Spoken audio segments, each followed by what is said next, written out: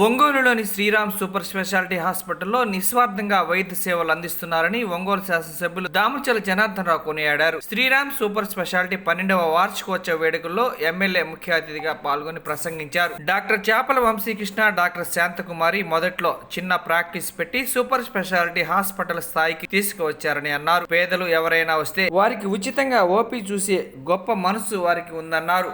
వైద్య సేవలతో పాటు సామాజిక సేవలో కూడా డాక్టర్ దంపతులు ముందుంటున్నారని అన్నారు. నిస్వార్థ సేవలు అందిస్తున్న డాక్టర్ వంశీకృష్ణకు నా తరపున, ప్రభుత్వం తరపున పూర్తి సహాయ సహకారాలు అందిస్తారని దామచల జనార్దన్ రావు హామీ ఇచ్చారు. సీనియర్ రాజకీయ నాయకులు బత్తుల బ్రహ్మానందరెడ్డి మాట్లాడుతూ డబ్బు కంటే సేవకే అధిక ప్రాధాన్యం ఇస్తున్నారని చాపల వంశీకృష్ణను కొనియాడారు.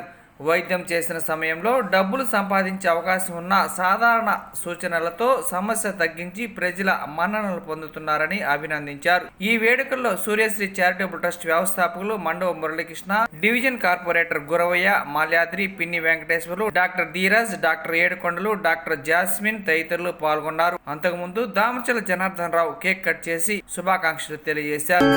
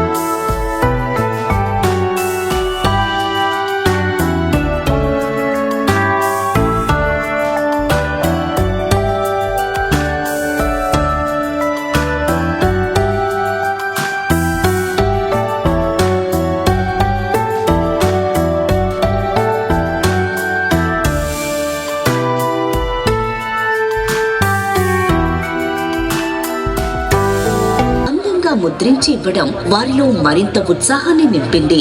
అలాగే ఆగస్టు 15వ తేదీన అన్ని స్కూల్స్ లో ప్రతి క్లాసు నుండి చేస్తున్నారు. సెప్టెంబర్ నుండి 3 ఇలా మొత్తం 5 ఉత్తమ ఉపాధ్యాయులను ఎంపిక చేసి ఊరిలో ఉన్న మొత్తం సుమారు 3000 మంది విద్యార్థులు, 100 మంది ఉపాధ్యాయ సిబ్బంది మరియు ఉపాధ్యాయ విద్యార్థుల కుటుంబ బస్వాసులను ఉచితంగా అందిస్తున్నారు. అలాగే ఒంగోలులోని సెయింట్ థెరెసా స్కూల్, PVR బాలికల మున్సిపల్ హై 120 మంది ఉపాధ్యాయులు మరియు శ్రీరామ్ బాల సంస్కార కేంద్రాలు, అలాగే పరికరాల కొనుగోలు నిమిత్తం కొంత మొత్తాన్ని విరాళంగా అందించడమే కాకుండా కరోనా రోగులకు ముందుండి నిస్వార్థంగా వైద్య సేవలు అందించారు. అలాగే డాక్టర్ శాంతకుమారి గారు విద్యార్థినులకు, మహిళలకు వ్యక్తిగత పరిశుభ్రత, ఆరోగ్య సమస్యల మీద క్రమం తప్ప 2019లో outstanding young person award, 2023లో జాతీయ అత్యుత్తమ సేవ అవార్డ్ మరియు అనేక ఇతర అవార్డులు, సత్కారాలు, పురస్కారాలు వరించాయి. గత 12 సంవత్సరాలుగా మన శ్రీరామ్ హాస్పిటల్ దినదినాభివృద్ధిలో పాల్గొంటున్నటువంటి ప్రకాశం జిల్లా ప్రజలందరికీ, ఆత్మీయులు, శ్రేయోభిలాషులు, మిత్రులు, సన్నిహితులందరికీ, అలాగే మమ్మల్ని ఎంత దూరం తీసుకొచ్చిన మా ప్రకాశం జిల్లా వైద్య సేవలు అందుకున్న ప్రజలందరూ కూడాను మా హృదయపూర్వక ధన్యవాదాలు, పొద్దున్న తెలియజేస్తున్నాం. మీ అందరి ఆధారమానాలతో శ్రీరామ్ హాస్పిటల్ చిన్న క్లినిక్ నుంచి ఈరోజు మల్టీ స్పెషాలిటీ హాస్పిటల్కి ఎదిగిందనలో ఎటువంటి సందేహం లేదు. అలాగే ముందు ముందు కూడాను మరింత వైద్య సేవలతోటి, అధునాతన పరికరాలతోటి మన ప్రకాశం జిల్లా ప్రజలందరూ కూడాను వైద్య సేవలు అందించడానికి ముందుకు వస్తామని చెప్పని 12వ వార్షికోత్సవ సందర్భంగా మరొకసారి తెలియజేస్తున్నాం. అలాగే ఎవరికి అవసరం వచ్చిన వైద్యపరంగా మేము ముందుంటామని చెప్పని, వైద్య శిబిరాలు నిర్వహించడానికి, వైద్య సహాయాన్ని అందించడానికి అయితే ముందుంటామని చెప్పని ఈ సందర్భంగా మాకు సహకరించడానికి మన ప్రకాశం జిల్లా ప్రజలందరూ కూడా హృదయపూర్వక ధన్యవాదాలు తెలియజేస్తూ, అలాగే ఈ కార్యక్రమానికి ఇచ్చేసిన మీ అందరూ కూడా ఆత్మీయులు, శ్రేయోభిలాషులు, సన్నిహితులు, హితులు అందరూ కూడాను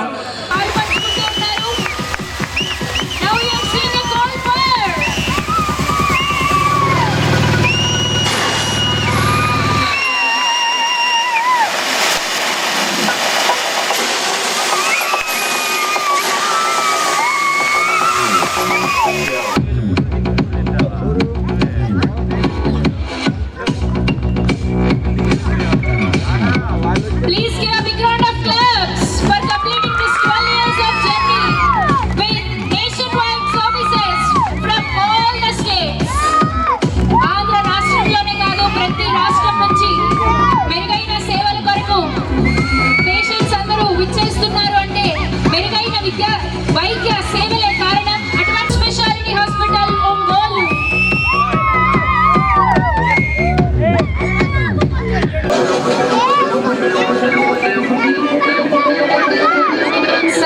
చేస్తూ ఉన్నారు. మనమందరం కూడా మెరుగైన వైద్య సేవలు అందించినటువంటి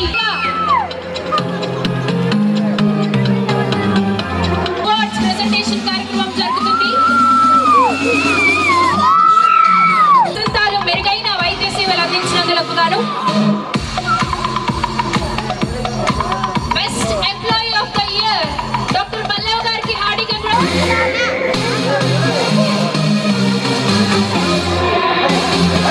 best marketing performance of the year SK Kasim గారి కూడా వేదిక మీద రావాల్సిందిగా రిక్వెస్ట్ చేస్తున్నాను.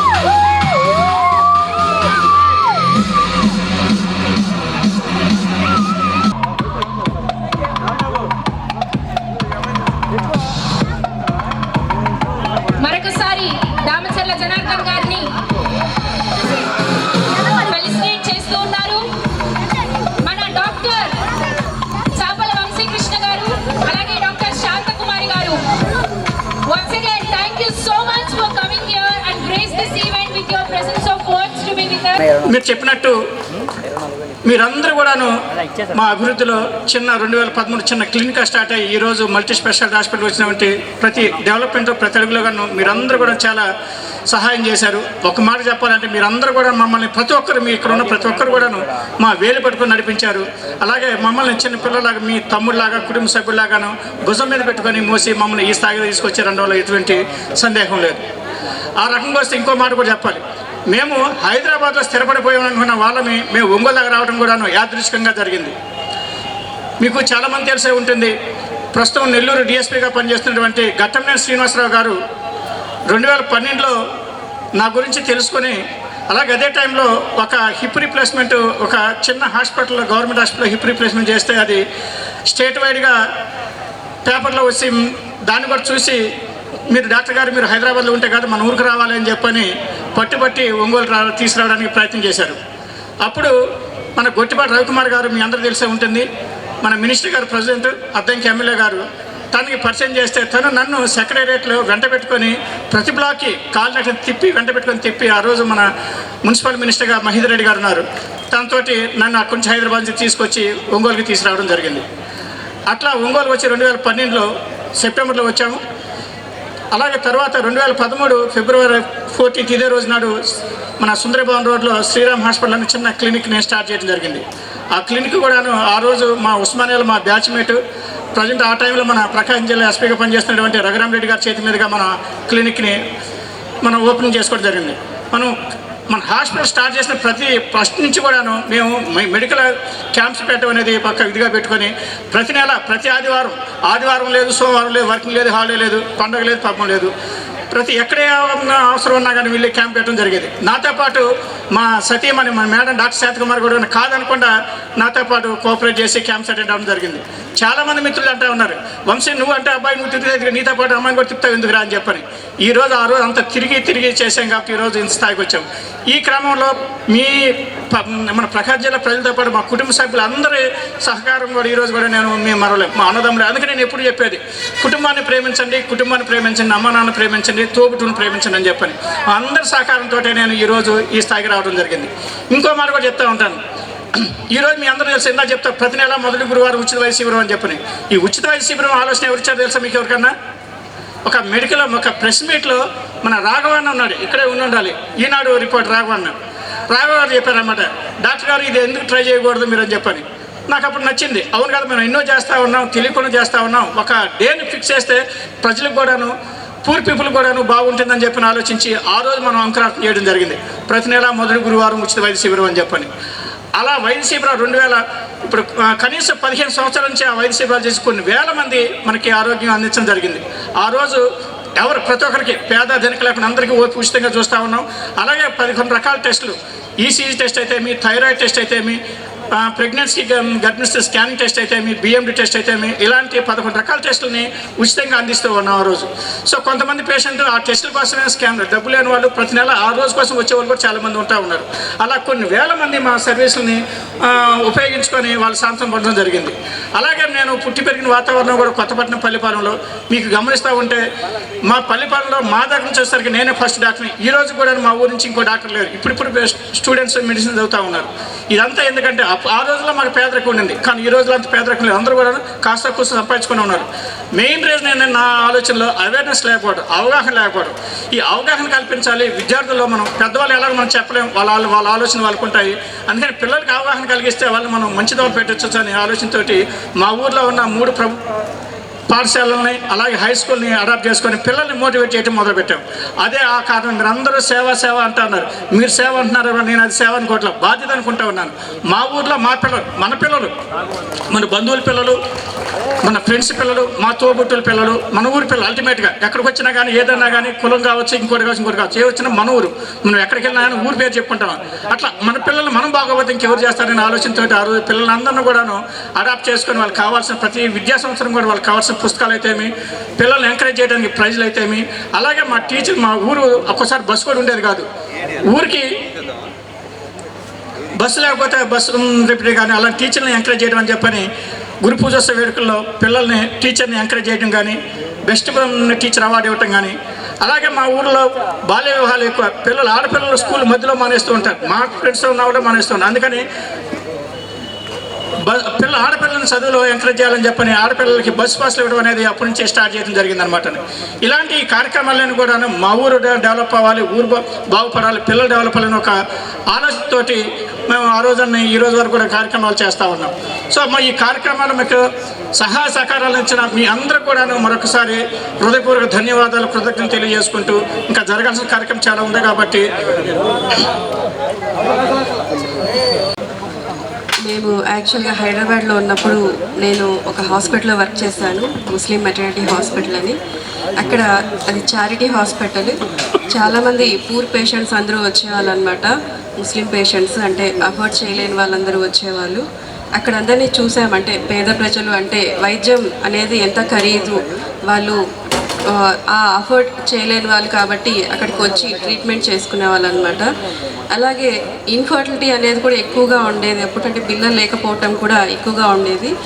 ట్రీట్మెంట్కి వెళ్ళాలి కార్పొరేట్ సెటప్కి అని అంటే అఫోర్డ్ చేయలేకపోయేవాళ్ళు. అందుకని అక్కడికి వచ్చేవాళ్ళు అనమాట. వాళ్ళందరినీ ట్రీట్ చేస్తూ ఉన్నాము. మా ఇక్కడ ఒంగోలు నుంచి కానీ, గుంటూరు కానీ, ఇటు చుట్టుపక్కల ప్రకాశం జిల్లా నుంచి కూడా అక్కడి కార్పొరేట్ సెటప్స్కి వచ్చేవాళ్ళు. అంటే పెద్ద పెద్ద ప్రాబ్లమ్స్ ఉన్నప్పుడు అలాంటి వాళ్ళందరినీ చూసి అనుకునే వాళ్ళం అనమాట. అయ్యో మన ఊరి వాళ్ళు కూడా ఇటు వస్తున్నారే, మన ఊర్లో కూడా మనం సర్వీస్ చేయాలనే ఒక ఉద్దేశంతో మేము హైదరాబాద్ నుంచి ఇక్కడికి రావడం అనేది జరిగింది. ఇక్కడికి వచ్చినాక మేము చాలా చిన్న సెటప్ పెట్టామన్నమాట. ఓన్లీ 2 రూమ్సే ఉండేవి, 2 క్యాబిన్సే ఉండేవి. అంత చిన్న సెటప్ నుంచి కూడా మా పైన నమ్మకంతో చాలామంది మాతో ట్రీట్మెంట్ అనేది చేయించుకున్నారు. అలాగే ఆ నమ్మకంతోనే మీ అందరి తోడ్పాటుతో మేము తర్వాత 20 బెడెడ్ హాస్పిటల్ అనేది స్టార్ట్ చేశాము. అక్కడి నుంచి మేము ముందుగా ప్రయాణం చేస్తూ ఇప్పుడు ఈ పెద్ద హాస్పిటల్, మల్టీ స్పెషాలిటీ హాస్పిటల్ అనేది ఇక్కడికి రావడం జరిగింది. అదంతా కూడా మీ నమ్మకము, మీ సపోర్ట్ వల్లనే మేము ఇదంతా చేయగలమని మీకు అందరికీ ధన్యవాదాలు తెలుపుకుంటూ సెలవు తీసుకుంటాం. ముఖ్యంగా చాలా హాస్పిటల్స్ ఉన్నాయి. నాకు కొంచెం మొహమాటం లేకుండా మాట్లాడే అలవాటు. మా దామంచల్ల వారు కూడా పాపం వాళ్ళకి కప్పటం తెలియదు, అందుకని నిజం మాట్లాడుతున్నా. ఎలాంటి వైద్యశాలైనా ప్రైవేటుగా నిర్మాణం చేయబడి నిర్వహింపబడేటటువంటి వైద్యశాలలు అనేటటువంటివి చాలా పెద్ద కులాలకు చెందినటువంటి వారికి సంబంధించినటువంటి హాస్పిటల్స్ వైభవోపేతంగా నడుస్తున్నాయి. చిన్నవారు వచ్చి హాస్పిటల్స్ పెడితే అవి రన్ కావడం చాలా కష్టం అనేటటువంటి ఆనవాయితీ కొనసాగుతూ ఉండేది. ఇది వాస్తవం. కానీ డాక్టర్ చాపల వంశీకృష్ణ గారు ఒంగోలుకు మొదటి అడుగు పెట్టినటువంటి దగ్గర నుండి కూడా నాకు తెలుసు. ఆయన మొదటిగా ఆ సుందరయ్య రోడ్డు దగ్గర హాస్పిటల్ ప్రారంభించినప్పుడు అప్పుడు కూడా వెళ్ళాను నేను. వెళితే వాస్తవంగా ఈయన సాహసం ఏంటి, ఒక కుగ్రామంలో సముద్రపు ఒడ్డున చేపల వృత్తిలో నివసించేటటువంటి ఒక చిన్న కుటుంబం నుండి బ్రహ్మాండమైనటువంటి డాక్టర్గా చదువుకోవడమే కాకుండా ఇంత సాహసం చేయడం ఏంటి, సొంతంగా అప్పుడే హాస్పిటల్ పెట్టే సాహసం అనిపించింది. భగవంతుడు ఆయన ఆశీర్వదించాలి. ఈ సంఘములో ఉన్నటువంటి పేద బడుగు వర్గాల యొక్క అభ్యున్నతిని కాంక్షించటం అనేటటువంటిది రాజకీయంగానే కాకుండా ప్రాణ రక్షణ కల్పించేటటువంటి వైద్య నిపుణులు రావడం కూడా మన వెనుకబడినటువంటి ప్రకాశం జిల్లాకి అవసరం అనేటటువంటి దాన్ని ఆనాడే మేము ఆశించి ఆయన యొక్క ఎదుగుదల కోసం దాదాపుగా ప్రతి క్వార్టర్లీ, ప్రతి 3 నెలలకు 6 నెలలకు కూడా ఎదురు చూచేటటువంటి వాళ్ళం. ఏ విధంగా ఉంది చక్కని కార్యక్రమాన్ని పెట్టడం చాలా సంతోషం అని చెప్పేసి తెలియజేస్తున్నా. ఇందాక మన పిన్ని వెంకటేశ్వర గారు చెప్తా ఉన్నారు, మా మేనల్లుడిని చూస్తే నాకు ఇలా ఎంతో గర్వంగా ఉందని. నాకు కూడా ఇదివరకు మన పట్టపాలాలు, మన వంశీ గారు అక్కడి నుంచి వచ్చారని తెలుసు, కానీ మన పల్లిపాలెం అనేది నాకు తెలియదు. మా పల్లిపాలెం వాళ్ళంతా కూడా వచ్చి మేము శ్రీరామ్ హాస్పిటల్లో ఉన్నామంటే నేను 2 సార్లు పేషెంట్లు చుట్టానికి కూడా వచ్చాను. అప్పుడు మామూలుగా వచ్చే అక్కడ చేరేరు కావాలనుకున్నాను, కానీ మన పల్లిపాలెం అనేది నాకు ఇప్పుడే తెలిసింది. చాలా సంతోషం. నాకు మండలంలో ఎక్కువ ఇష్టమైన గ్రామం ఏది అంటే కొత్తపట్నం, పల్లిపాలెం అని చెప్పేసి కూడా మీకు తెలియజేస్తున్నాను. మేము ఇదివరకు 14-19లో కూడా అనేక కార్యక్రమాలు అక్కడ చేసాం.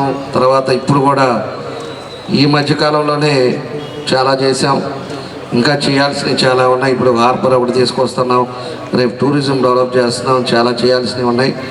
ఎందుకంటే వాళ్ళకి రాజకీయాలు తెలియదు. వాళ్ళకి పొద్దున్న లేస్తే వేటకెళ్ళామా వచ్చామా ఆ కష్టం మీద బతికేవాళ్ళు. అదేవిధంగా 10 మందికి సహాయం చేద్దామనే సంకల్పం ఉండేవాళ్ళు. ఇప్పుడుండే రాజకీయాలు ఇలా తెలిసిన వాళ్ళు కాదు. కష్టం వచ్చినా నష్టం వచ్చినా ఎప్పుడు తెలుగుదేశం పార్టీని మనల్ని నమ్ముకున్న గ్రామం అది. ఎప్పుడు కూడా 800-1000 మెజారిటీ కష్టాలలో కూడా వైఎస్ఆర్ రూలింగ్లో ఉన్న ఎవడు బెదిరించినా ఎవడు ఏం చేసినా వాళ్ళ తీరా ఆడకపోతే ఓటేసేది తెలుగుదేశానికి వేసి మండలాన్ని కూడా మెజార్టీకి తీసుకొచ్చే గ్రామం పల్లిపాలెం అని చెప్పేసి కూడా నేను తెలియజేస్తున్నా. అలాంటి గ్రామంలో చిన్న కుటుంబంలో పుట్టి కష్టపడి అంచెలంచెలుగా చదువుకొని ఈరోజు ఆ విలేజ్లో ఒక డాక్టర్గా ఈరోజు 12 సంవత్సరాల నుంచి ఒక మంచి మల్టీ సూపర్ స్పెషాలిటీ హాస్పిటల్ నడుపుతూ ఆ గ్రామంలో దగ్గర 6,000 మంది ప్రజలుంటే 6,000 మందికి ఉచితంగా సేవలు అందిస్తున్నాడంటే అందుకంటే ఏం కావాలని చెప్పేసి కూడా నేను అడుగుతున్నా. అదే మనిషికి కావాల్సిన తృప్తి.